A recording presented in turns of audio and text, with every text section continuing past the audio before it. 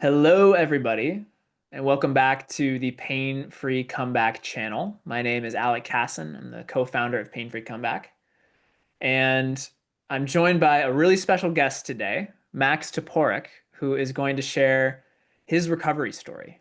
And I'm really excited about this because I think Max has an incredible story to share, one that is filled with a lot of having seen a lot of doctors, different diagnoses, and a lot of challenges. And I think his story can really benefit you if you're listening to this.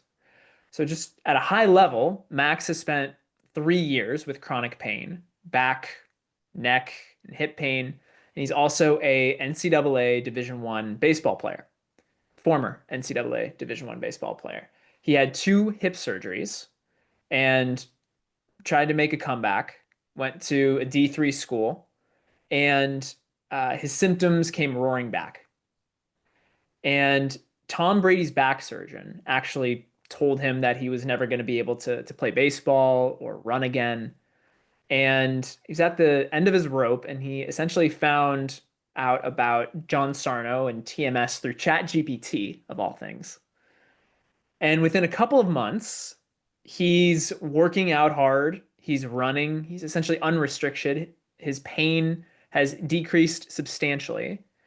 And he's also made some really incredible internal shifts as well, seeing, these different personality traits that have been rooted in fear and understanding the importance of emotions like anger and putting less pressure on himself. And I think his story is really going to resonate with you. So, Max, thanks for being here and sharing your story. Of course, thank you. Yeah. So, can you?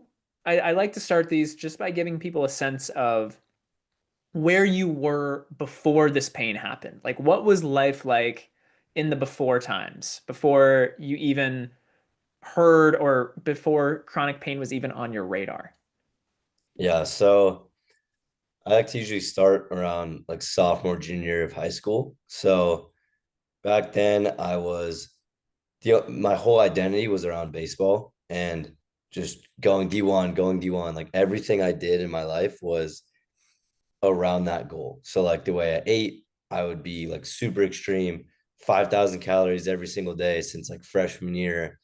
And then I went vegan and I was like, how can I perform the best? Like I'm a shorter guy, so that means I need to get to be the fastest, the strongest, like to be seen by scouts. And with working out is the same thing. It's like 5 a.m. every single day, like nonstop, kind of like that David Goggins like grind mindset.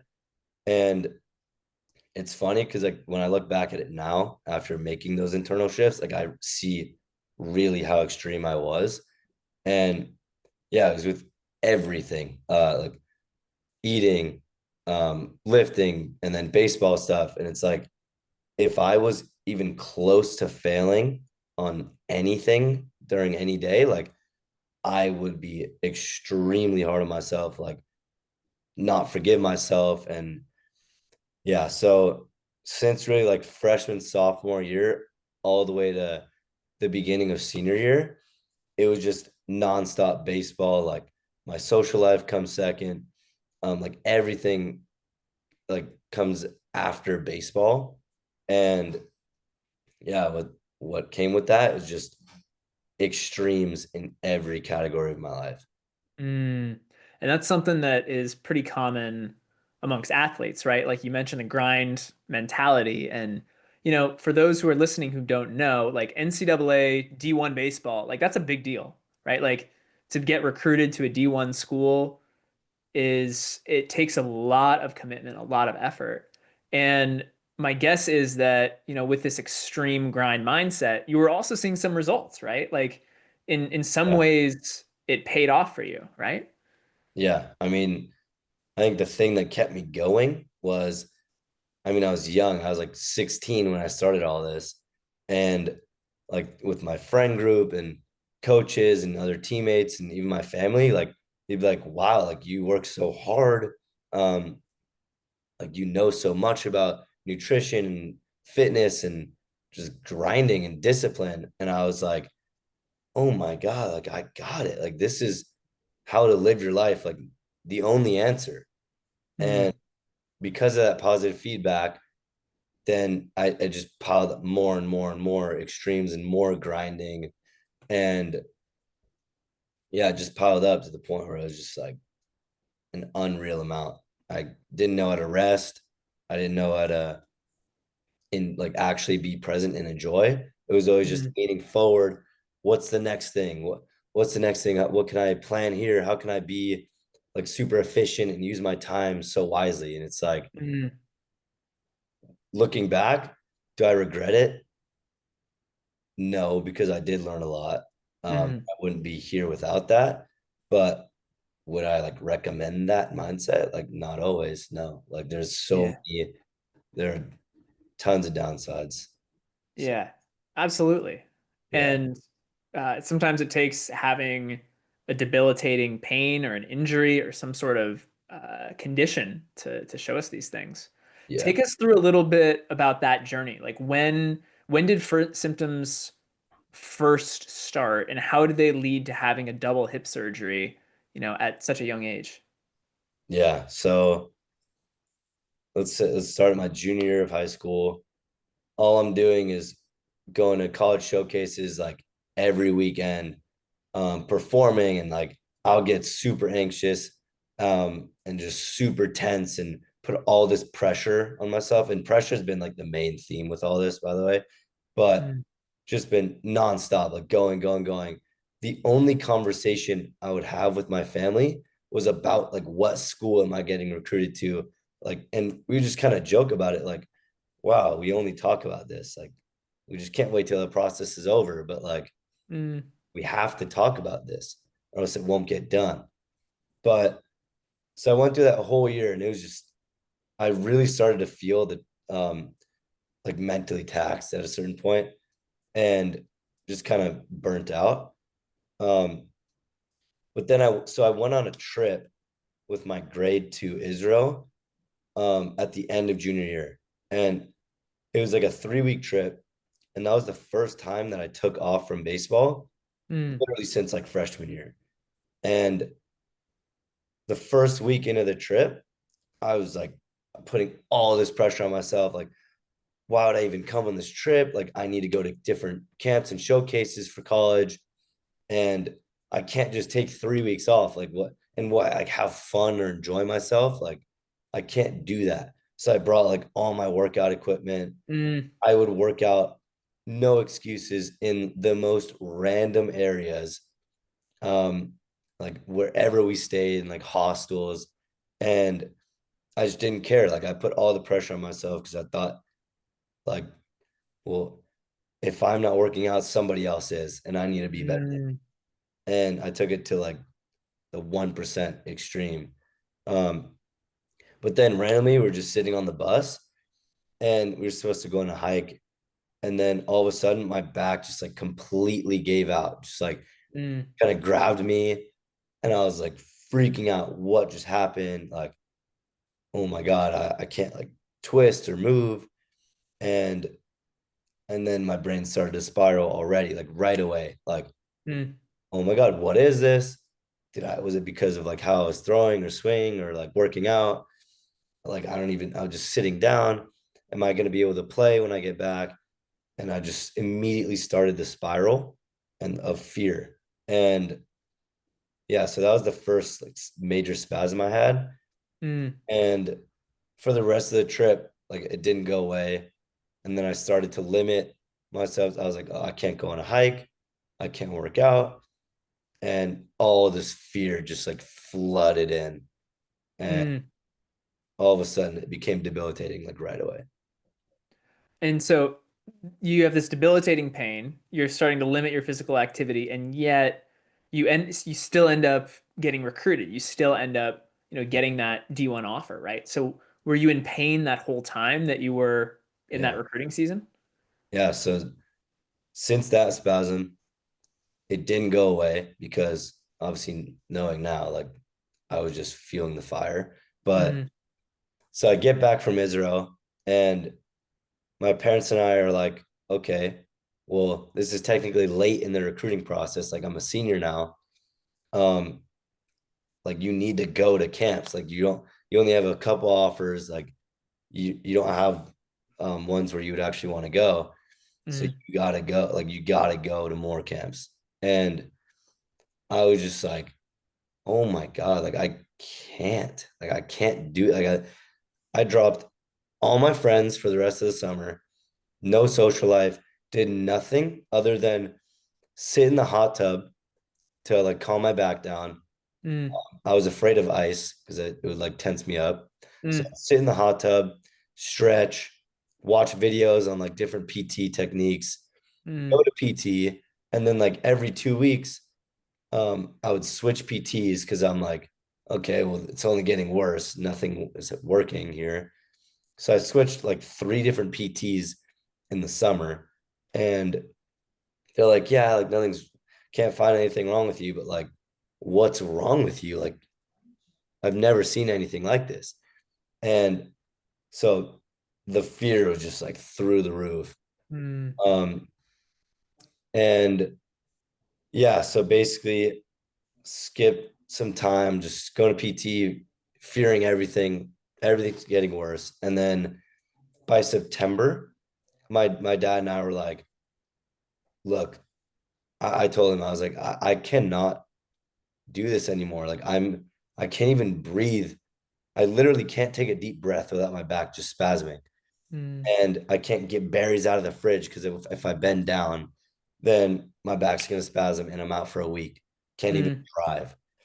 And so I was like, I don't know, I can't play. Like I'm broken. mm, And he's like, look, we'll go, we'll go to USF, the last camp, whatever. The coach was like sort of interested. We texted a little bit. And he's like, yeah, we need you as a lead off. And I was like, okay. So we flew up to San Francisco, and I remember like throughout the whole recruiting process, before every showcase, like I would get so anxious and put all this pressure on myself. Like I have to be perfect. Like they're watching me at all times. And also coaches would kind of say that, like, you need to mm, you need to be perfect because you never know who's watching. And like that mm, mindset just stuck with me. Um, but anyways, in the hotel room, like right as I was getting dressed to go, this like wave of peace kind of went over me, and it was just like, oh my God, I don't care how I do. Like I mm, feel broken. And if I just show up and do something good, like I'll count that as a win in my book. Like mm, because I don't even know how I'm here right now. And anyways, so I played in the showcase, and it was the best one I've ever played in. Like because I just let go of all expectations, mm, and I just stopped really caring about how well I would do, which kind of ties into the mindset that's I have now. Um, mm, anyways, best showcase I've ever had. And then we flew back home that night. I texted the coach, and he's like, I mean, yeah, here's your offer. So then my family and I celebrated, and it was a crazy moment because I was like, I don't know.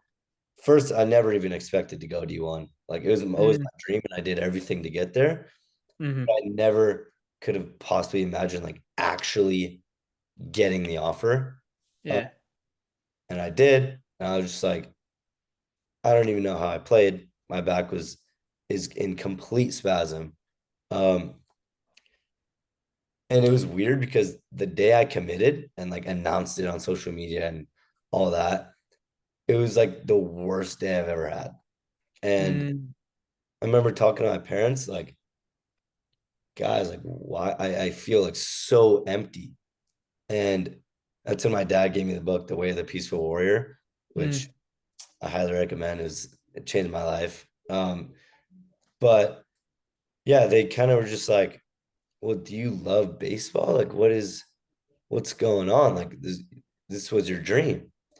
And I remember when they asked that, like super vividly, like in my chest, it just kind of compressed. I was like, yeah, of course. mm, Thinking now, like from where I'm at now, it's like it was more of that's what everybody rewarded me for is because I was good at baseball. They expected that, and like that's who I was. I didn't know who Max was at all. It was just baseball, baseball, baseball. Um, Right. but anyways, yeah. So that day, I was just like, it was the worst feeling ever. And Mhm. yeah, so I got recruited, and a lot of stuff has happened since then. But Yeah, we'll get into that. And what I think is really incredible about your story is like you are literally grinding through, you are pushing through with back spasms. Like you can't drive and yet you play in this showcase. mhm, You impress the coaches to the point where you get a D1 offer. And a like lot what of you said bio, about, by the way. say again? I said there's a lot of biofreeze in that showcase. Yeah, I Like believe it. basically just I the thing that numbs your muscles. So Yeah, just getting through it, right? And that's like kind of the mentality. And obviously it's easier to see this in hindsight, but it's like when you're in it, there's no other way to operate. yeah, And what you shared about, feeling empty when you reach this goal that you've been wanting to work for a long time. I think that's really common with athletes, right? Whether it's, you want to run a marathon under a certain time or, you want to achieve something, you get there and you're like, yeah, this is cool, but now, also, yeah, did I do that for myself or did I do that for somebody else? yeah, So, social media. yeah, exactly. Yeah, Yeah, for the gram. So take us into that freshman year. You're at USF, you're playing, and you end up having these two hip surgeries. yeah. So I'll start like senior, like since I committed, kind of just brush over there. Like, Mhm. so I committed senior year, September. And so I had the rest of the year to like train, get ready for USF. And um, yeah, so my pain just like obviously it didn't go away at all. So my back was in spasm pretty much 24/7. I was in like an 8 to 10 out of 10 chronic pain on like Mhm. out of 10. And yeah, so I was desperate. Like I had no idea what it was. So I'd miss so much school just going to different doctors every other day. And like the first doctor was a doctor in the NFL, and he looks at me really quick and he goes, "Yeah, you have long COVID. Like this could last 6 months. We have some running backs that had this. Like they Wait, have, wait, wait. You were having spasms, back spasms, and they were saying it was due to long COVID. yeah." So he literally, I walked in his office with my dad, and we were like telling him all the history, what's happened. He goes, "Yep, long COVID. We have running backs with this. They've been out for like 6 months to like 2 years, and we have nothing to help them." And so then I was like, okay, long COVID, what can we do? Then we go into like different specialists and rheumatologists and endocrine specialists, like literally every kind of specialist, because they're like, there's nothing structurally wrong with you. Mm, So we just went to 16 different doctors my senior year and probably 5 different PTs. And then I would do all this research on my own because remember, I have that mindset where it's like, I need to go down the rabbit hole, grind, figure it out, figure it out. And so I read like 40 books on like self-help and um different movement stuff and spirituality. Like, how can I get through this? And like maybe like meditation is gonna help. And hmm um so I found nothing. Obviously, I learned a lot like about myself through this year. Um, because I had to. Like everything that I thought was me was stripped from me. And so I had no option but to learn about spirituality and my religion and like things to keep me going that are bigger than myself. hmm And Mm, so that was a byproduct of all this, which is like, thank God, like I learned a lot. Uh, right.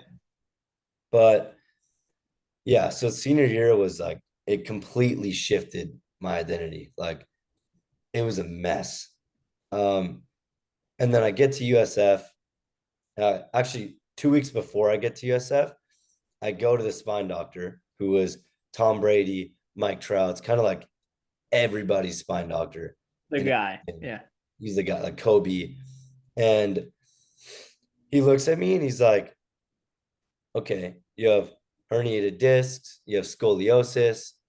And we're like, oh my God, we figured it out. Like my parents and I. And like this perfect timing right before USF. So he goes, okay, we're going to inject from your neck all the way down to your lumbar with nerve blockers. And so like huge shots, nerve blocker shots.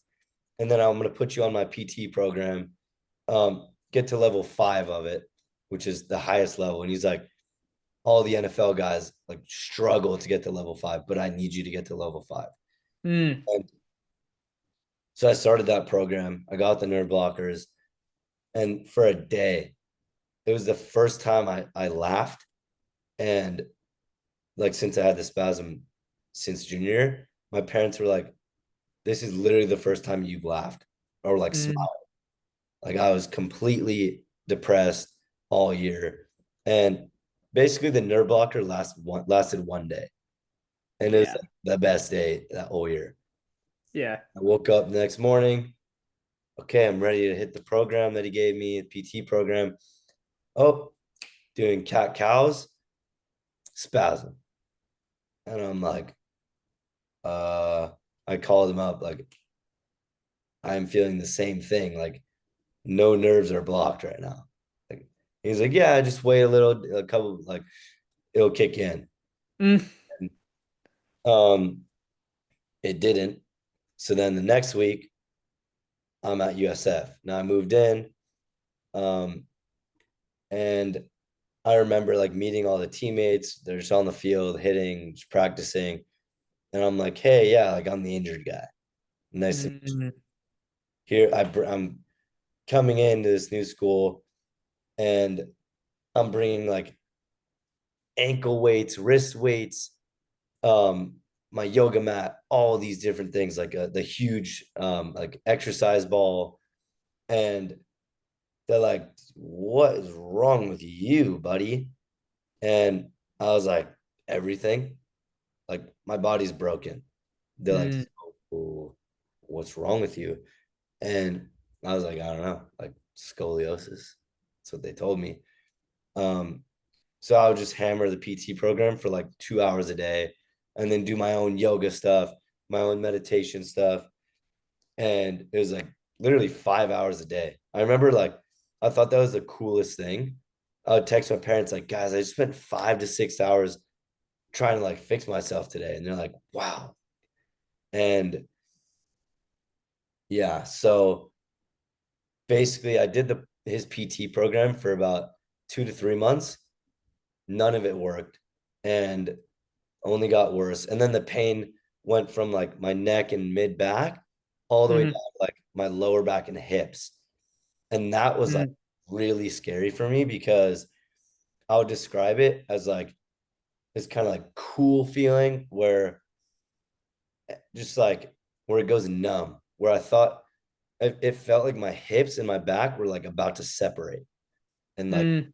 fall off. It was the weirdest feeling. Mm.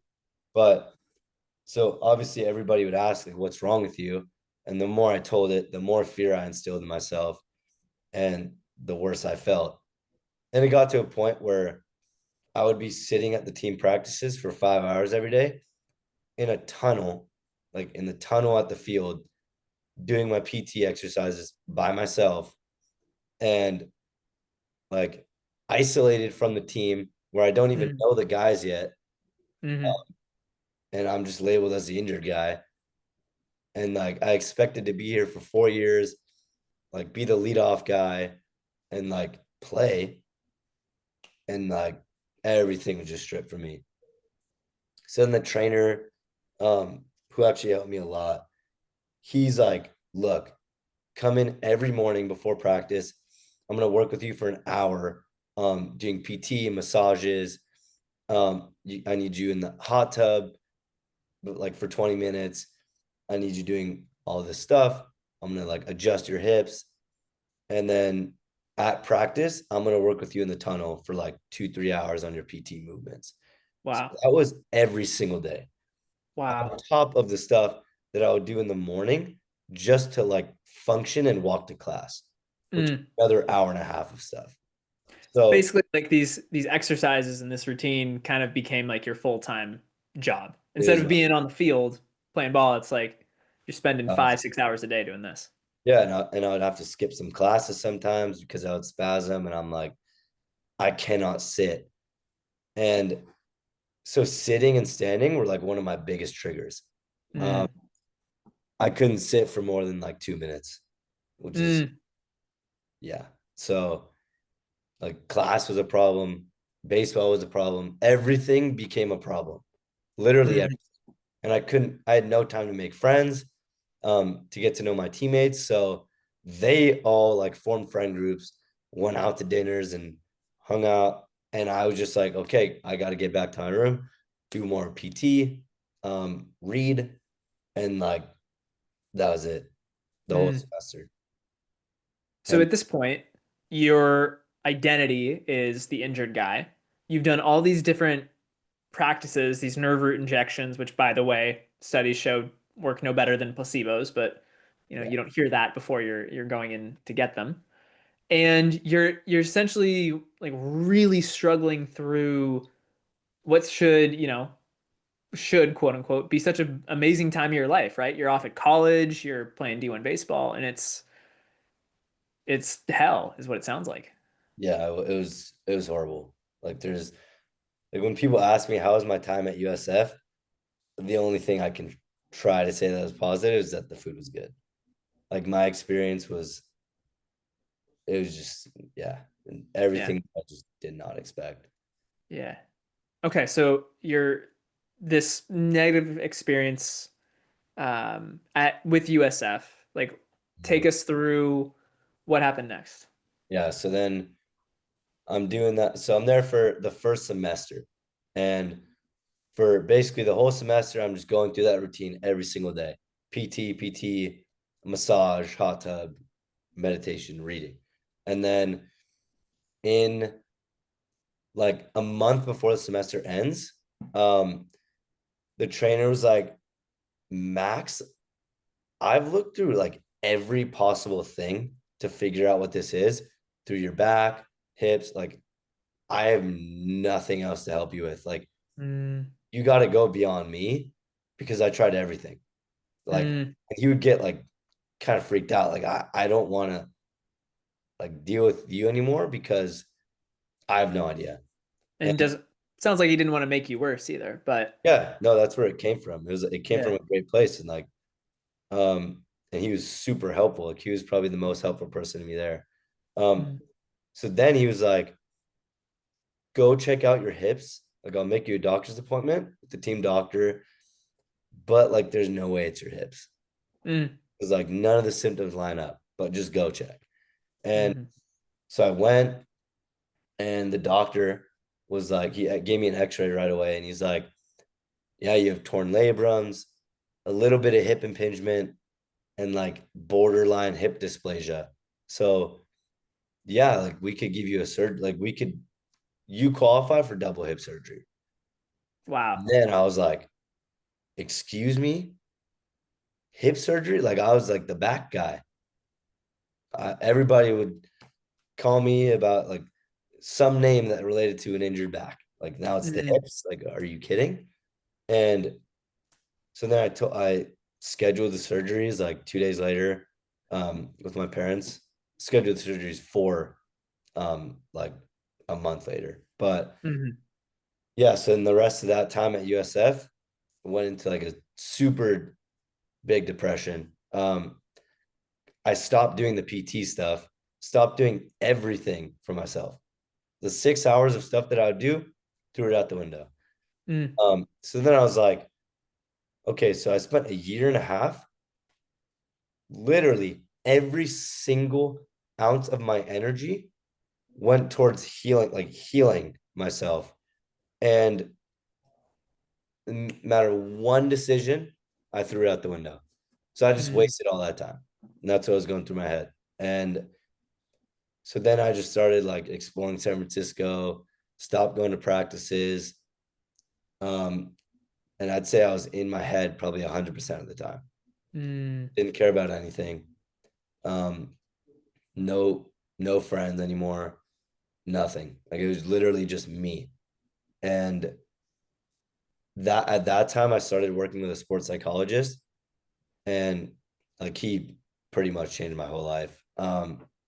His name was Brock. So I would have calls with him and I was like, look, like I did all this, none of it worked. Now I need 2 hip surgeries. Like, what is happening to me? And so then he's like, look, like you're gonna be okay. You're gonna get through it. It's just gonna help you grow. Um, and then I started having to get into the mindset to prepare for surgeries. And he's like, look, you're not gonna be able to do anything physical for the Hmm. rest of the year. And you're a physical person. So you get a lot of your dopamine from doing physical things. And you're not gonna have any of that. So like it's only gonna get worse from here, which was true. Um, and he's like, before you get surgery, like the week before, I want you to do something crazy, like absolutely crazy physical. And Hmm. that got me like super excited because I was like, I'm already broken. Can't, yeah. How much Um, worse can it get? what, yeah, like what can I do? That's crazy. So I went home for the weekend and I asked my family, like, what's the craziest thing you would do? And my little brother, he's like, swim Alcatraz. And I was like, oh my God, I'm in San Francisco. Like, I can do that. Hmm. And so, literally a day later, I asked one of my teammates, like, yo, do you want to do this with me? Like, so I found a company that takes not a lifeguard, Coast Guard boat out, and they literally drop you off like right at the island. And they're like, okay, swim. So, and they follow you, look out for like Hmm. sharks or seals and whatever. And um, so the swim was like 2.1 miles in the bay, 50-degree water, sharks, animals, super bad current. And I was like, okay. So I signed up, and um and my grandma, who was dealing with ALS, um, I decided to make it like a fundraiser for her. So we raised a bunch of money for it, and then donated it to the ALS Foundation. And so they ended up paying, the ALS Foundation ended up paying um, for me to do it. And anyways, yeah, so I did that swim and it was like the craziest thing I've ever done. Hmm. But I did that with like my broken body. And Right. looking back now, it's funny because I would say to people like, it was so easy. One, because the cold water didn't let you get tired because you'd be numb, but also because I had no pain while I was doing it. And I had no pain because I had no fear, because I was like, this entire challenge is like just to do it. Like this is the last thing I can do for a year. Like I'm going all in, Yeah. no fear. I don't care. I'm finishing it. And so I Yeah. had like that really good mindset in it, and I had no pain. And Mm. or like, what do you mean you had no pain? You have like destroyed hips. And I was like, I don't know. Maybe it was the wetsuit. Like, And at this point, so you're not able to do anything baseball wise, but you do this 2.1 mile swim, escape from Alcatraz, essentially. And this is all pre-learning about neuroplastic symptoms, TMS. Did you start to have any inkling that there was maybe something else going on besides these physical diagnoses, or was it still completely off the radar at that point? I mean, if I was like thinking from an actually neutral perspective, I probably should have, because it doesn't make sense. But no, I didn't, because I was so bought into like Yeah, why would you? physical symptoms, and I was also young, so didn't really Right, know like what real physical symptoms would manifest as. So right. no, It makes all the sense in the world when you've seen doctors and PTs and you're not when even, yeah. when Okay. doctors come at you and they're like super monotone, like, look, this is what's wrong with your hips. This is what we got to do. No options. Sorry. And I'm just like, okay, like, what am I gonna do? Like, know better than them? Yeah, Oh, so right. and I didn't know how they were trained and how to think that everything's physical. So yeah, I was just like way too deep in that rabbit hole. Mm. So you do the swim and you get these surgeries. Mhm. Take us through that. Yeah, so did the swim, went home a week later, and then my surgeries were with the number one hip surgeon in the world, Dr. Philippon. Um, and he was similar to my back surgeon, but like the hip guy. So he's done like pretty much any pro athlete. Um, you walk into his office and you just see like all the all stars and Hall of Famers Mm, jerseys signed saying, "Thanks, Dr. Philippon. Like you got me back on the court or field." And so my mom went with me, and it was in Colorado. So, and I live in California. So we flew out to Colorado literally 2 days after I got home from school. And it's like a week process, 1 week process. So flew out to Colorado. There's like all the consultations, MRIs with their like super advanced imaging. And then Dr. Philippon comes in, reviews my images. He goes, "Yep, like we're ready to go tomorrow morning, 6 a.m. You're getting your surgeries or surgery." So I did the right hip first. mhm, It's December. And yeah, so I get the surgery, and it was like, I don't remember exactly how long it was, but I think it was like 6+ hours, the surgery. So it was like, it was a major surgery. And mm, I remember that night I was in the hospital room. They told my mom to get out. So it was just me in Colorado after a hip surgery. And I'm just like, what is happening to me? Like, this is mm, just so not what I expected my life, like how my life would turn out. mm, Um, but I remember it was just like the worst night. I was in 11 out of 10 pain, like screaming, crying all night. And yeah, I was like, there's no way I can do this again in a month mm, and a half. Anyways, 3 days later, still in Colorado, and they make you go to PT twice a day. So they make mm, you like ride the bike and do some band stuff. And it was just, it was so painful, like horrible week. And it was snowing outside. So I literally didn't go outside for a week, stuck in bed. And with my mindset, how I've been is like, I can never be in bed for a day. I can't rest. I got to go, go, go. mm, And I literally couldn't. I couldn't even like go to the bathroom without help. And yeah, so I was just depressed, lost, no idea where to go. mm, Yes, and I go back home, go to PT every single day, same routine, like all these little banded things. And I'm just like, oh my God, spending 2 hours a day, every single day, doing the same thing over and over in so much pain. And I can't move, I can't drive, can't go anywhere, can't see my friends. Like everybody's in college. I'm not, I'm back home. So then it was a whole new season. Okay, now Max is like the surgery guy. So everybody would say. And it's mm, okay, so now I have a month and a half to recover the right hip just so I can hold the left hip on the crutches when I get the left hip done.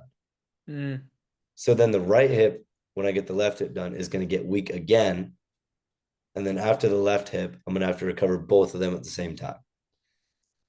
So that month and a half before the second one, I was like, there's no purpose. I don't even need to get it that strong because I'm about to get it weak again when I'm on crutches. mm, And then, so I literally don't even remember anything really from that month and a half of the first surgery recovery because it was just like, I was so complacent going through the motions and even less than going through the motions. I was just like, what am I doing?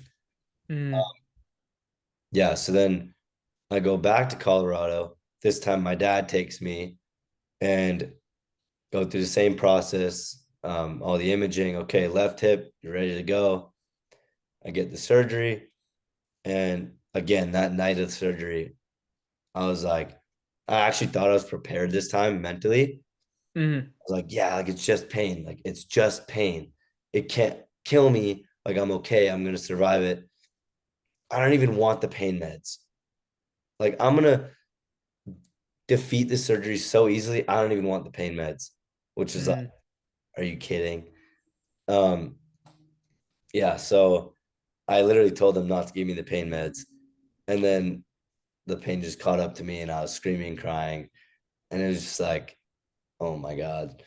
Um, and then the rest of the week, again, snowing, couldn't go outside, stuck in bed the whole time, going to PT, and that was it. And then I feel bad for my parents. I don't know how they took care of me during this time.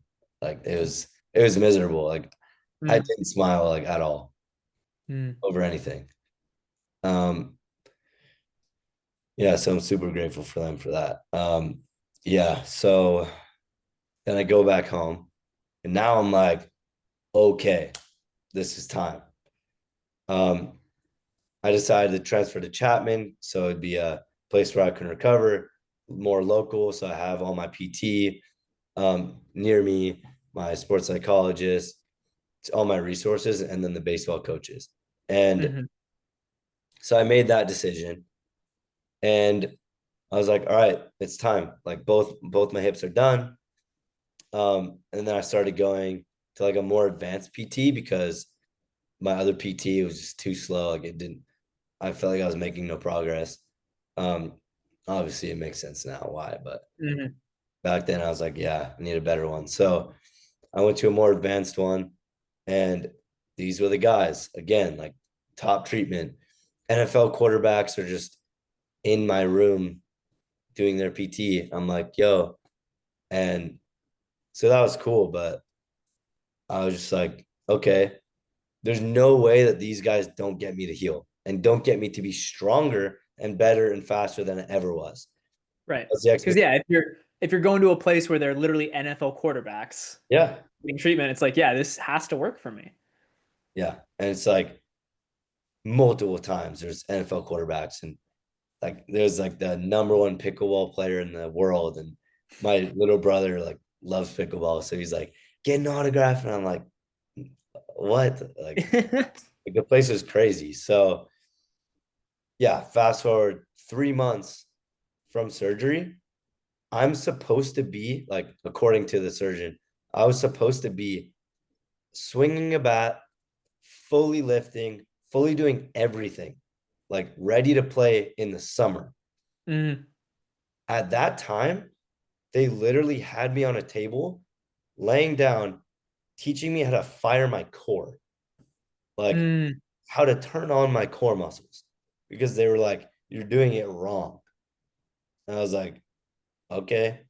So I was just doing a bunch of dead bugs and like random core exercises and like RDL movements super slowly with no weights. 3 months from surgery. So way, way behind. And Mm. and then the summer passes.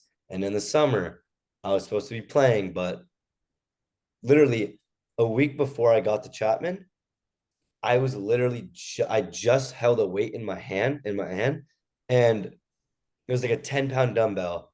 And they're like, okay, do a squat. And I was like, oh, like how do I hold the dumbbell in my hands again? Like, Mm. where do I keep my shoulders? Like, do I like tuck them back? Like everything felt uncomfortable. I literally feared holding 10-pound dumbbell. So you And get to this point where I think what you said is really, it's tragic and it's powerful because I think what a lot of people can probably relate to is the fact that you learn all these messages about the right way to move and that there's things that you would just do automatically and normally because your body is just designed to support you. You learn, oh, wait a minute, Max, you shouldn't do it that way, or do you got to be careful now because you've had these surgeries and yeah, oh, this thing that you were doing before pre-surgery, you can't do it now. And then we yeah, get really in our heads thought about, again for like, yeah, yeah. yeah, So yeah, then I just literally I couldn't if you know what TRX is, like the kind of rope workout or yep. whatever you want to call it. Like it's pretty easy. It's body weight workout. I couldn't even like pull myself up with it without like spasming in my mid back. And Mm, yeah, so then I go to Chapman. I work with them still. and I make no progress. And for the entire first semester, I couldn't do anything in practice. So then that created bad blood with my teammates because they were like, yo, like you're on this team, you're the D1 transfer. Like, what are you doing? Like, you think you Mm, get this place because you're injured, like, and you just don't do anything. And so then I was like, whoa, okay, I'm at a new school for baseball. I'm supposed to be recovered months ago.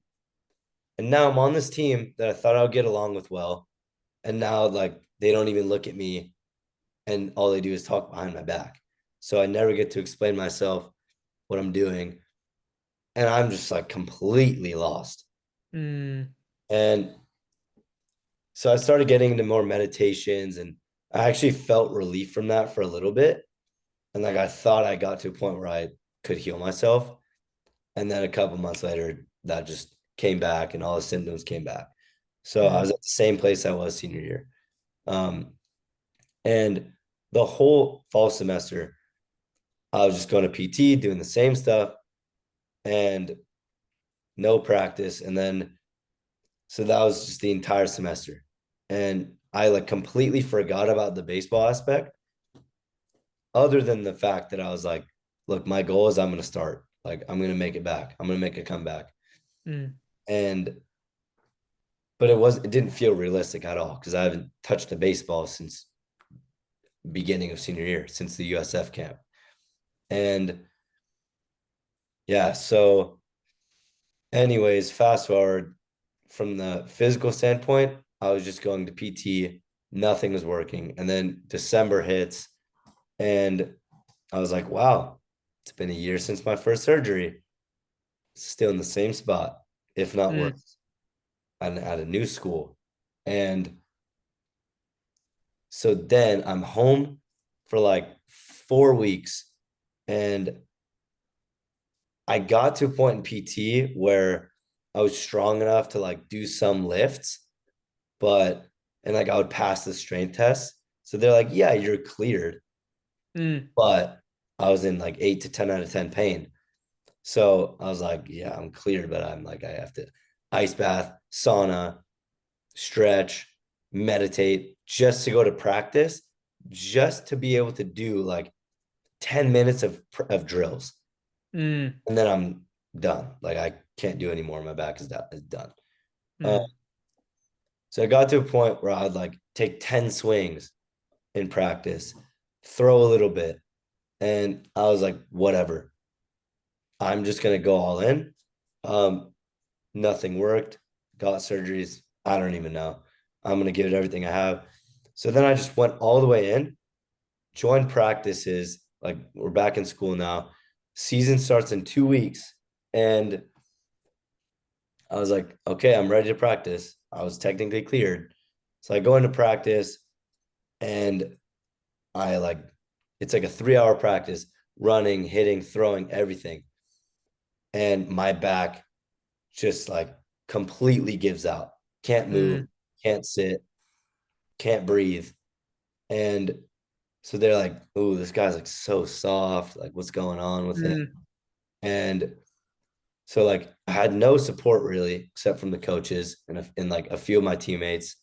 Um, and those two teammates were like, they helped me through all of it pretty much. Um, so I just felt lonely, isolated, stuck, all of it. And yeah, so then I got to a point where I was like to the coaches, look, like I cannot practice 5 days a week. Like my back can't handle it, not even close.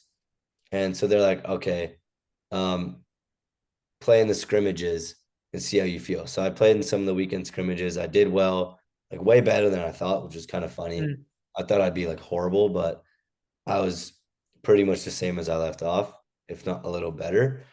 Um, and I was like, wow, okay, like I played in a game against my own mm, team. Like I made a comeback. Like I did it. Um, and then season starts in the first weekend. Um, I was sitting on the bench and I was just kind of pissed, like, what? Like, whatever. And so the coach gives me a chance. I go in And like my first swing in a real game, um, first pitch, first swing, I was like, I don't care. I'm swinging. Like, I don't know how long I can ever play again for. Um, like I'm swinging. So first pitch, I hit the top of the fence, and I was like, oh my god, I just hit a home run. But then it wasn't hit the top of the fence, and the guy like robbed it. But whatever. So, and I was like, okay, I'm actually playing now. Like I can actually play. And then the next weekend, I got the start and the leadoff spot, and I played. I played pretty well. Like, and but it started to hit me. I was like, whoa, I made the comeback. Like I actually achieved my goal, like Mm. of being the leadoff. Like that's what the USF coach would say, and I'm doing it here. Um, and then so I played like in 4 games, and on the next Monday after the game on Sunday, I I was in practice.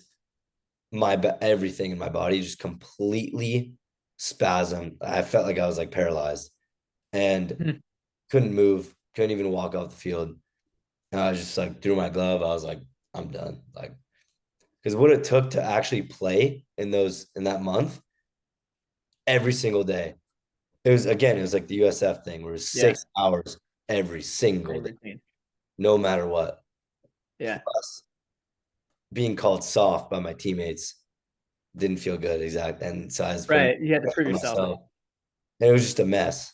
So I was like, I'm done. I can't. So then I start, obviously I didn't mean I was like done playing, but I was done for that at that time. So now I would just kind of sit out, watch practices, and I felt so relieved. I was like, oh my God, like I don't need to do all this again. So again, Mhm. took all that stuff in the 6 hours, threw it out the window. Done. Um, then I was depressed again. Didn't know what I was doing. So it And sounds very much like the same cycles same of cycles. boom and bust, same experience at USF and Chapman. Yep. So then I go back to the same spine surgeon. Start going back to doctors, go back to the same spine surgeon, and he goes, I mean, your MRI like looks the same up here. And I had to do MRIs from like my neck all the way down to my hips. Mm. And so it took like 3 weeks to do all that. Um, but he's like, okay, this segment looks good. This segment looks better, like fine. But then your lumbar, you have a herniated disc in your L4, L5. And this means you can never jog again. You can never play again. You're done. There's no surgery I can do for you. You're way too young. There's no PT you can do. You already tried my program, made it worse. I already gave you shots, made it worse. You are just one of those cases where I just can't help. And I'm sorry. Wow. And if you were my So own kid, I would tell you that you can never do any of this again. You'll be in pain for the rest of your life, and you need to be extremely careful with everything you do. so you were basically told by one of the most renowned back surgeons in the world that there is nothing that he can do for you. Yep. That must have been incredibly debilitating. Yeah. I was like, okay. Called my parents, called my sports psychologist, and they're like, uh, sorry. I don't know what I would say. Like, I don't know. I'm not the doctor. Like, there's bigger things in baseball in life. So then I started to think about that. Like, do I really Mm. love baseball and all that? And, like, what am I doing that's out of pressure and expectations from other people? And so then it was like a week and a half where I was just soaking 24/7. What am I supposed to do? Can I ever do anything physical anymore? My life's going to be a mess. I can't even pick my kid up because my back is going to be messed up. I can't drive. I can't walk. I can't do anything. Like Mm. I messed my life up completely from playing baseball and lifting too heavy. And Hmm. so it was I can't even describe what I felt. Like Sounds like a nightmare. it was. Um, And then and then everything starts to change. I'm desperate. So I start doing lots of research. And then I was like putting in all my symptoms to ChatGPT, like this is what I've been dealing with. I have moving pain. It's like spasms, but then when I get relaxed, it kind of goes away, but then it comes back. And then it hurts when I'm like shaving or like sitting, standing, and like when I get more stressed. And then it goes, Dr. Sarno. I'm like, what? Like, well, I've never heard this name. And it said NYU spine surgeon. I was like, but in like the um whatever caption, it was like mind body connection and all this. I'm Mm. like, oh, I haven't really explored like the brain and the mind Mm. other So than you were open to it at that. I was I mean, desperate if for you've it. tried everything else and you're completely I desperate, was literally, if somebody said try this, I'm like, I'm in. I don't even yeah, need to hear about it. yeah. Um, and then yeah, so I clicked on uh, uh, who John Sarno is and read a little bit. And then I read about like the study he ran where he's like, I took 100 patients, 36 of them had horrible, horrible MRIs, protrusions, extrusions, bulging discs, but they've never had back pain in their life. And I was like, huh, what does that mean? Like, what? Like, those are worse than my MRIs. Like, mine's always been Hmm. minor stuff. And so then he's like, and then I read how he's like kind of stopped doing surgeries, and he started diving into the mind body connection and um, how fear creates pain, and then how putting pressure on yourself, and then all these different personality types of like being a perfectionist, which is like everything I've done. Uh, Hmm. but someone who's driven, um, kind of just super conscious and aware of themselves and how they feel. And so I was just like, check, check, check, check, check. That's me, all me. And then it was called TMS. And I was like, never heard of this either. Like, what's this? And people were saying, like, I had 10 years of chronic pain. I read his book and I was healed. 30 Mm. years of chronic pain, I was healed. I was on bed rest. I read his book, I was healed. I was like, what? Obviously, I was Hey, this skeptical. can't be right. This can't be true. Yeah. Obviously, yeah. Obviously, I was skeptical, but at the same time, reading because I have nothing else to do. Um, so I read about it, um, ordered his book, but then I was like looking on YouTube for videos on him, and so then I found like somebody who posted his 3 hour lecture. I watched it. It was like 11 at night, and I was like, okay, I gotta wake up early, go to class. I didn't care. I watched Mm. it all 3 hours, and it went through like all the steps of what TMS is, how you are supposed to believe that you have it, what the criteria is for it. Every single word that came out of his mouth, I just like I wrote like 4 pages of notes. I was like, oh my God, this is me. How does he know this? Like, how have I never heard this? And then I started to get like sad because I was like, I went to 20 plus doctors at this point. None of them could have referred me to this. Like, really? Mm. Um, so I was like, I don't even need to read the book. I know I have this. Like, this is me Mm. 100%. 3 hours of words, every single word aligned with everything I've dealt with. Mm. And so it was basically a lecture to different people that were skeptical that they had it. And he's Mm. like, look, do you have these personality traits? Yes, yes. They're all like, yes. Um, do you fear sitting? Do you fear standing? Do you fear driving, moving, bending down? And I was like, yeah, yeah, all of it. And then he's like, do you limit all these things in your life because you fear that you're gonna go into a spasm? And I was like, yes, yes. He's like, do you put pressure on yourself in here? And then so I was like, oh my God, yeah, it's not no brainer. Mm. And So then he this, goes into like digestion issues and how it can manifest in that way. And I was like, oh, like that's this person I know. That's this person I know.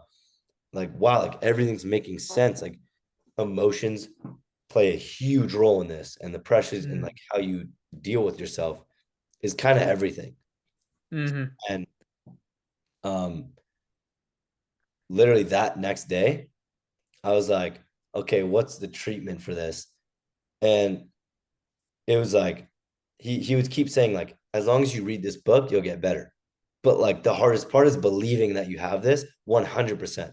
Like that there's nothing physically wrong, because then he goes into, if there's something actually physically wrong with you, you'd have pain, like say it was your shoulder, 100% of the time, it wouldn't move, it wouldn't get better if you're Mhm. relaxed, like it would just be there.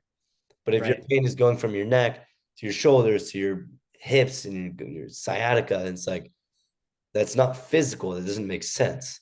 It's your Hmm. brain sending false alarms to your body, being like, whoa, put you in protection mode, sending false pain, trying to protect you. And so, So you discovered Sarno, and mm, this is really resonating with you. It's clicking with you. What yeah, did you notice about when did you notice a shift in your symptoms and your pain? yeah. So that next day, I was like, again, I was using ChatGPT for all this. Like, Mm. these are my symptoms. This is how I think about things. Give me like a TMS oriented treatment program that I can start today if I haven't read the book, but I know enough about it. And it was like, okay, look yourself in the mirror, say to yourself for 10 minutes a day, my body is safe, my body is healthy, my body is strong. I'm capable. I can do anything physical that I want. I can go on a run, lift, play baseball. Like, I don't have to put pressure on myself for this. I can just be here and enjoy. Like, I can be just max. I don't have to be like good overachieving max. I don't have Mm. to do everything that everybody expects from me. I can just be and enjoy my day and actually try things that I enjoy. And so I look at myself in the mirror, say those things, and I was just like, whoa, like first it just feels good to say that. Like, Mm. myself some relief. And then it was like somatic tracking. So I found a video on YouTube where it was like, it's basically just a short meditation where you pay attention to your pain, where you have the pain, and you change your perspective on it. So like, instead of thinking that my lower back pain right now is dangerous, it's actually safe and it's just a sensation, and it's okay. Like, it can stay here all day. If it wants to be here all day, it can stay there. I'm not going to fight it. It's here. Great. Welcome. Mm. Um, and then I went on with my day, and I noticed, like, I would sit in class. I had 3 classes. I would sit in class and I'm like, okay, like I have to sit with my neck right here. Okay, my shoulders right here. And I can't spasm. Okay, if I'm gonna take notes, I gotta like put my core in, bend over, right. Mm. And then I was like, no, actually, no. If I'm buying into this, it's my last option. That's not true. I can sit slouched the whole time. So I did. I was like, okay, I'm gonna slouch. And then Mm. after 10 minutes, my back would be like, whoa, like chill. Don't do that. I was like, okay. But I didn't die. So I'm fine. So I'm gonna try it again. Mm. And then I would catch myself every time that I would fear something. I would lean into it even for like 10 seconds. Oh, I can't stand still in line to get a water. I'm gonna stand still and see what happens. Mm. And it was like, I remember I caught myself. It was exhausting. Like, I caught myself probably 100 times. Every time I would fear something, every time I would put pressure on myself, and every time I'd be like, oh, I can't bend down, can't walk, can't do this, can't wear my backpack on with like the straps loose or whatever because it would hurt my back. I was like, I'm gonna Mm. do it. I would do So it. you're starting to undo these like fear-based personality traits and these patterns, and you're also essentially undoing the nocebo effect, these messages that you've received from healthcare providers of you got to tense your core when you're bending over or you got to sit in a certain way. Yeah. So I caught myself 100 times, and then at night, I was like super excited. Um, at night, I started to write all the fears that I would face throughout the day, like the little things that I didn't think were fears. When I think of fear, it's like, oh my God, I'm scared of like a lion. But it's like, no, if you're scared of sitting, like that's a fear. If you don't want to Hmm. sit, it's a fear. Like, if you can't go on a run, you're scared of running. It's like that, those are fears. And I'd write my fears, the pressures that I put on myself, to like be perfect and be pain free. I was like, no, you know what? I can be in pain right now. That's fine. And yeah, so then I woke up the next day, started catching myself again. And that next day I noticed my pain went from like an 8 to 10 out of 10 to like a 3 to 4 out of 10. And I was like, Mm, oh my God, this is it. Like, this is working. Yeah. actually, this is it. Yeah. And I would catch myself over and over and over again, start journaling more and more. What do I actually feel? And then do like journal speak from Nicole Sachs, which is basically just journal literally everything that you feel, the most disgusting thoughts in your brain, like horrible, horrible fears, and like things that you would say, and write these letters to people, and then rip it up, throw it out. And it's basically just like throwing the trash out from your brain. And then I start to feel like really relieved Mm, from doing that. And then the next day, my pain went down to a 2. And then a week later, I'm like stopping fearing all these things. And then I was like, okay, I could probably do this by myself, but I'm gonna try to look for like a coach that can guide me. So then you're the first guy that popped up, Alec. I was like, okay, he works with athletes and TMS, like perfect, sign me up. So we had a call. I told you my story, and you're like, yeah, I had the same thing, but with biking. And mm, you're like, I was out of college. I had to take gap in college because my pain was so bad. I was like, oh my God, yeah, like same. Wow. So I was like, 100% this guy's gonna help me fully heal. And so then I worked with you for 2 months, and that was it was a roller coaster. Like I I learned so much in that time, like how to catch myself even deeper and deeper. And then I thought I'd be like good, and like, wow, I caught myself anytime I could. And then we'd be like, whoa, hold on, there's a whole nother layer. Oh, a mm. week later, there's a whole nother layer. And it would just keep shedding all the layers and all the bullshit from myself. Um, and then until it was like towards the end where I was like, what does my heart want? What are the qualities of my heart? And it's Mm, like calm, present, giving, loving. And then it's like, what would love do? And love, like, would it judge myself? Would it judge others? Would it put pressure and make you be like, come on, let's go, like, push through it? Like, no, it wants to rest and be present. And so then we dove into that. And then, yeah, I feel like we shed pretty much like a lot of the layers that I didn't yeah. know existed, and uncovered just like a whole side of my personality that I didn't know it existed. Right. It's And still it, hard for me to like tap into that, but I can. yeah. I I mean the shifts that you've made in just 2 months that we were working together are pretty incredible. One of them, there's the internal stuff that you mentioned, these heart qualities and really being heart led. And then Mm, there's the external, like your relationship to baseball has changed substantially. You want to talk a little bit about that too? sure. Yeah, this is something my girlfriend and my family have helped me a lot with too. Just like really trying to understand like what do you want? Like we support you in anything that you do, but like you got to be honest with yourself here. And obviously you did too. But so now just like really dive into it. Like, did I love baseball? What did it give me? What did I learn? Like, is it worth it now? Or did I have enough of it in my life? And the more I would think about it, the more it became like super clear that I was like, yeah, I liked it when I was younger, but did I convince myself that I loved it because I was good at it? And because Hmm.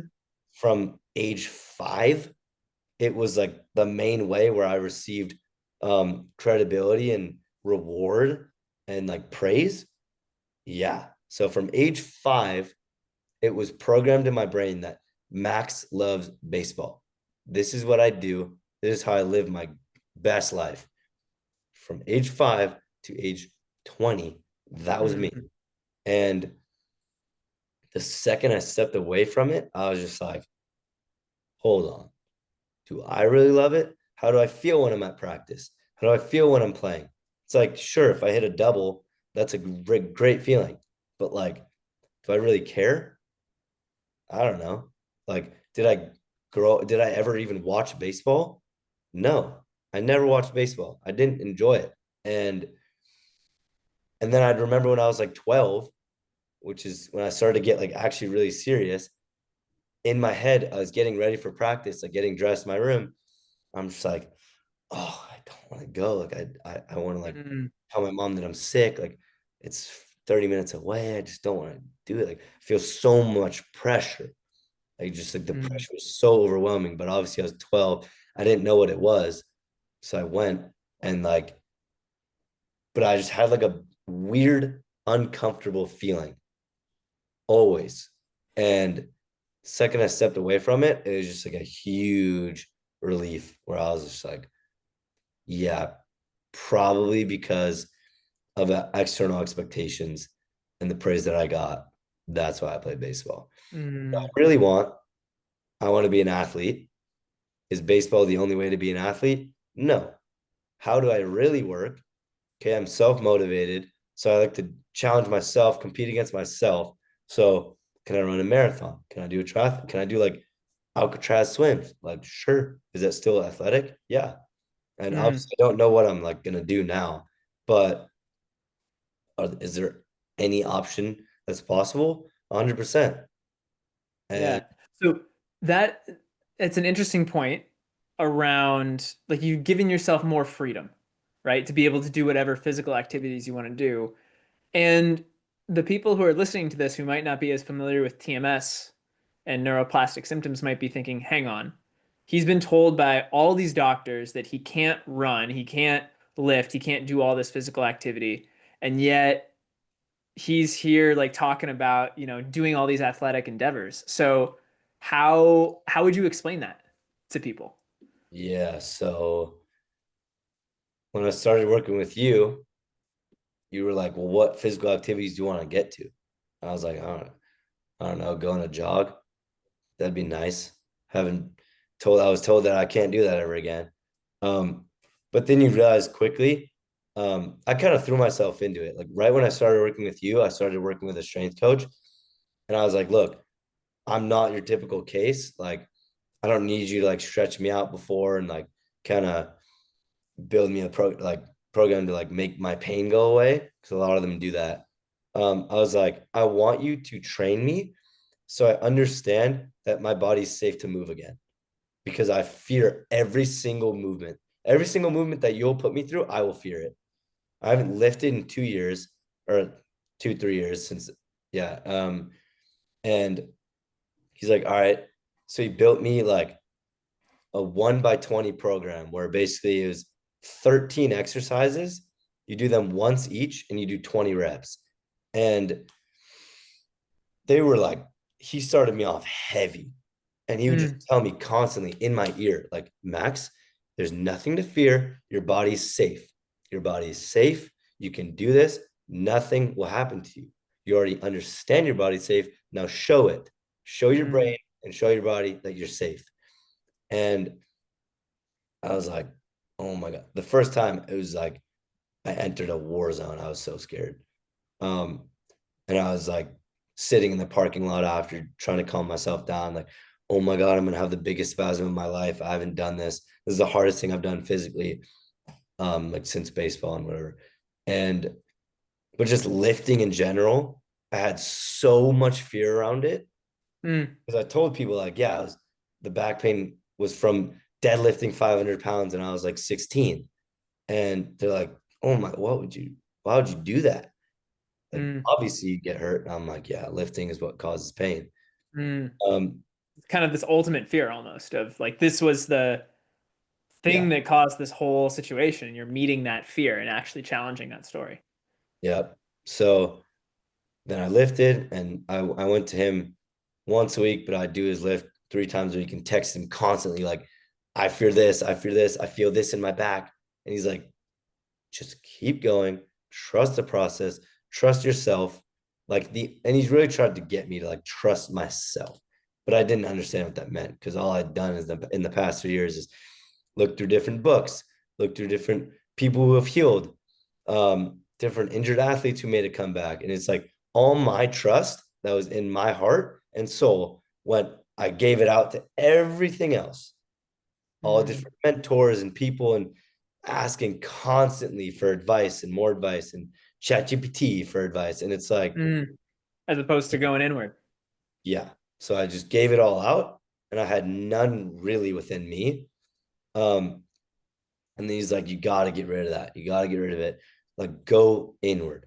And so, yeah, I started to trust my body more and more because I saw, like, okay, I lifted literally as hard as I could today. I'm really scared that I'm going to spasm, but then I do some of the work and journaling and like try to get out of my head. And then I didn't spasm. And then I was like, okay, take note. Next lift, go even harder. Didn't spasm. Okay, I'm feeling less fear. I'm getting more used to it. I'm putting less pressure on myself. Mm. Oh, I'm feeling kind of sick today. You know what? I'm not going to lift. I haven't done that in my entire life.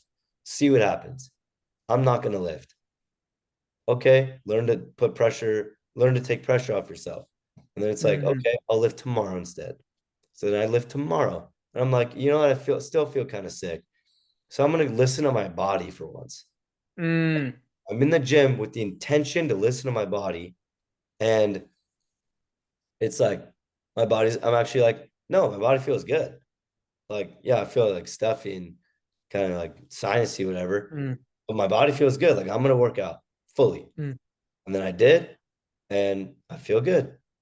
And then it's like you just keep climbing the ladder.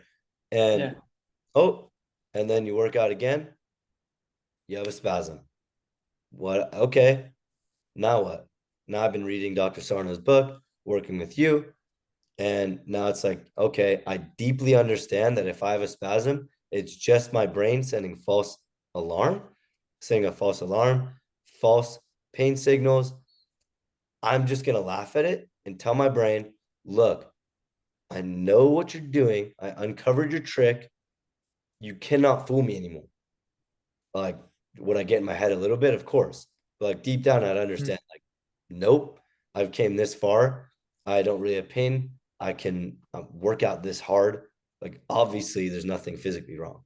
So I feel Mm. something physical, but it's not physical. It's from my brain. And then you're like, well, if that spasm was last year, this would have lasted a week long. And it was the same Mm. degree, 8 out of 10 to 10 out of 10 pain, and it went away in a day. So Yeah. I was planning to not work out the next day, but now I actually can. And then you apply the same mindset, you keep going.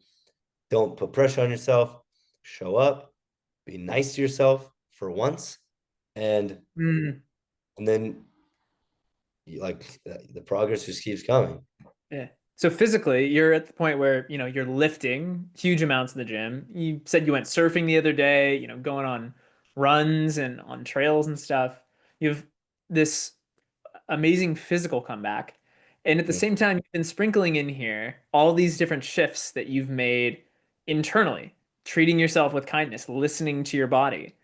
Share just a few of those insights aside from the symptom recovery, the insights about yourself that you've learned on this journey. Yeah. I mean, mainly is just a whole identity shift. Like, that's honestly what I feel. Like, I went from extremes, even when I was like, because my girlfriend would like hammer this into me. Like, when I first met her, she's like, balance, balance, balance. Like, that's how you got to live your life. Like, nope, you're allowed to sit and watch TV for 20 minutes. Like, that's okay. Like, you're allowed to eat this sometimes. You're allowed to do this. And I was like, it's kind of fun, but like, I don't really understand it at all. Like, I get where you're coming from, but I don't like relate really. So I like, obviously I tried to relate and I was like, you're honest. I know, like, this is like an ancient truth, like balance. Obviously, Mm. of course I'm gonna listen to you, but I just didn't get it. I couldn't get it. So I was still extreme with kind of everything. And so I really started to understand like being neutral and balanced. Like, okay, I fear eating this right now. I'm going to go do it. I fear sleeping in this uncomfortable position. I'm going to go do it. And that's okay. And I'm fine. I'm healthy. I'm safe. And like the main word was just like, I'm safe. Like I'm Mm, okay. And so I'll just remind myself that. And so, yeah, number one, biggest takeaway is balance. Like I actually feel like, even though I'm still a high achiever, like it's in my blood, I can still balance and rest and I'm okay. Um, mm-hmm. Number two, just learning how to actually be present and not constantly lean forward, planning. How do I be so productive? It's like, okay, if you want to take a nap, go take a nap and then carry on with your day and Mm-hmm. whatever. But like, how can I be present? How can I look this person in the eyes, be here, not keep half my attention here and half my attention out there, worrying about what I got to do. It's like, you're okay to be right here. God wants you right here. Like you're supposed to be right here. And yeah, that was like a really hard one for me to get. And I'd say I kind of just started to understand that. But Mm, about like 3 weeks ago is when I like really got it, like deep in mm, my core. Um, yeah, and then just to be, the word being, like you're a human being, not a human doing. And just like deciphering that is like, yeah. And then it all ties in, honestly, just to being present. Like all of these yeah. things, all the meditations, the journaling, the affirmations to yourself. It's like all of that ties in to stop putting pressure on yourself, stop looking forward, stop expecting this from yourself, other people. Um, Tie that in, be right here, because right here, you cannot worry about those things. Worrying is in the future. That half your attention is not here. If you are 100% here, all you're doing is just this right here. There's nothing to worry about, nothing to focus on. And right here is where your body is actually safe, when you're actually rewiring safety into your brain. And yeah, like I'd say in one word, it's just it taught me how to be present. Nice. I didn't know what present really meant before. Yeah. And now you've experienced it. Yeah. And it's So, hard to get there. It's a battle every day. Like it's yeah. about like, I get in my head a lot about random things. And it's like, okay, how can I get myself back here? And then I Yeah. catch myself again. And like sitting in silence where like this is how I learned what I learned at the end of all the guided meditations um and all the affirmations, which is I'll still do them, but I also am able to sit with myself, watch my mind, notice that it's super active and there's all these worries and fears and doubts and pressures. And then it's like, how can I bring my attention back here and understand that I'm safe and I'm okay to be right here? And that you are not your thoughts. You're not Oh, that no. recent. Yeah. Exactly. So, a couple last questions as we start to wrap things up here. If somebody is watching this and they have been diagnosed with a herniated disc or a torn labrum, they're struggling, they're looking for answers, what advice would you give to somebody who is where you were months ago? I mean, it's tough because I've ran into a bunch of people already that have had the same things that I've had. And I'll kind of give them what I've been through with the TMS stuff. And they're like, yeah, but like, I don't know. I'm fine. Like I trust the doctors. Um, which is fine. Like go get checked out. Hmm. But once you get checked out and they tell you that there's nothing physically wrong with you, you don't have a choice really. Like that's the way I see it. Is like if they tell you to your face there's nothing structurally wrong with you, like you either have to figure it out so you can live your life properly or however you want to live it, or you have to figure it out. Like there's no in Hmm. between. And so then it's like maybe look into the brain, maybe look into like what pressures you put on yourself. Like are you really doing what you want to be doing in your life? Are you finding joy in places in your life? And like are you aligned with where you want to be at? Mm, And I guess it's like start there with like, yeah, I don't know. I'm trying nice. to figure it out. I'm trying to figure out like how to help more people with this because it's Yeah. I Well, just ran into a random guy like 2 days ago, and I saw him like cracking his neck, and I was like, in my head, like, well, I used to do that every second. Like I literally couldn't sit without being like this, just cracking everything. And I saw you it, and start to I'm like, see it. You start to see it everywhere you go. And yeah. eh, So I asked him, I was like, do you have neck pain? And he's like, yeah. Like I used to be super sharp mentally, um, but the doctor has me on nerve blockers every single day. And I was like, what? That's insane. Like that's more than I ever had. So I kind of told him about my story, what I went through. He's like, oh yeah, like same thing. I feel the same thing as you. Um, and I can't really perform at work either. mm, Um, and I just like feel like half as quick mentally. And I was like, yeah. So then I kind of told him about Sarno and how the brain actually is what creates pain. Not like it sends the signals to that part of the body, and that's where you feel it. But it mm, actually does stem from the brain. And like he understood, and he's like, I'll look into it. So yeah, but it's there just you go. it's hard to see. Like there's so many people going through it, and some are more stuck than I ever was, and I just want to like help them. Well, you sharing your story is doing just that. Yeah, And like even if I could just help one person with it, like great. yeah, and I think you'll help many more than just one. But so if somebody is listening to this, they want to get in contact with you, they want to hear more about your story or connect with you. How can somebody get a hold of you? Um, my email is mtoporek19 at gmail.com. And you can also DM me on Instagram. My Instagram is at Max Topoo. Just talk to me about anything, and I hope I can help. Perfect. We'll put those in the description of the video as well, so people can click on those and get to you. Cool. Max, thanks for being on here and sharing your story. Any final words of wisdom you want to share with folks who are listening?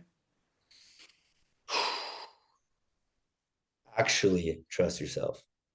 Like, there's so many things and places and people we can hear advice from. Like, take it with a grain of salt. Check in with yourself. Like, what serves me? What do I want? Like, what feels good? Um, and then go with that because it's probably a better option than just taking advice from somebody else's story and experience because you don't know the whole story. Well said. Well said. So, thanks everybody for listening. Thank you, Max, for being here, sharing your story. And if you like this video, uh, drop a comment, like the video on YouTube, and we'll bring you some more recovery stories in the future. Thanks so much. Take care, everyone. Thank you.